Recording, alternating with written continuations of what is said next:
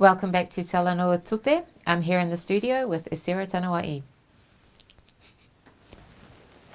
So we served 8 years in Taiwan, and after that we had the opportunity to move to Fiji. How did that come about? A job came up at the Pacific Islands Forum, and I went there as the Development Cooperation Advisor, and it was an amazing opportunity because I got to spend time with my family in Fiji, and it was a chance for the girls who had, up until then, had a very Asian-centric view of the world, having spent most of their lives in Taiwan, to be in the Pacific and to be a bit closer to home. So I think one of the things we've talked about in the show quite a bit is not taking our identity for granted, and I learnt that from my own struggle with my identity. And I think that was something that both of us were really aware of going into this whole journey with foreign affairs, because we knew that we would be raising our girls away from home. So even things like, both of us with our names, we thought when the girls were born, we thought about whether we make their lives easy and give them Palangi names.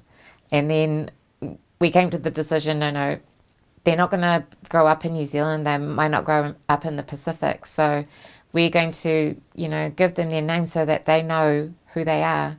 And I'm really happy with the decision to name them Telesia and Tuasivi. After their grandmothers.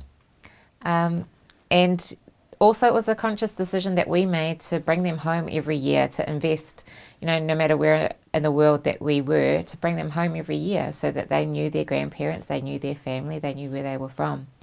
So, I hope that, gave them a solid foundation for their identity, but they, are navigating, they have navigated 3 worlds instead of just the 2 that we have.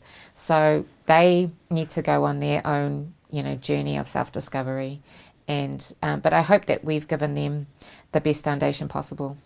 I think, one of the things about being a parent is that you always want something different to, not always want something different, but there are things that you have experienced that you think might be, beneficial to do differently.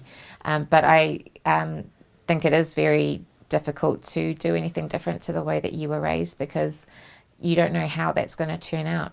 So, I think for a lot of us in Pasifika families, because we defer to our elders, because we have that respect for our elders, we're not given a lot of practice in disagreeing, and not given a lot of practice in expressing different views, not when we're children anyway.